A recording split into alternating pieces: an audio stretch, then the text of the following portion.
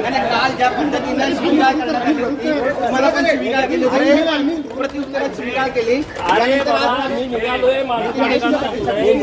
राष्ट्रवादी म्हणजे तुमच्या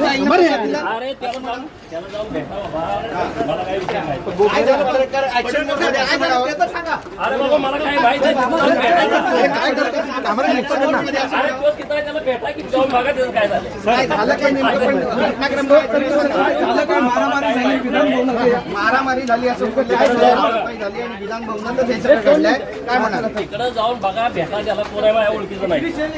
पण राष्ट्रवादीचे कार्यकर्ते यांचे जवळचे असं सुद्धा बोलतात. मला माहित नाही तो कोण आहे आणि मी बघितलं पण नाही.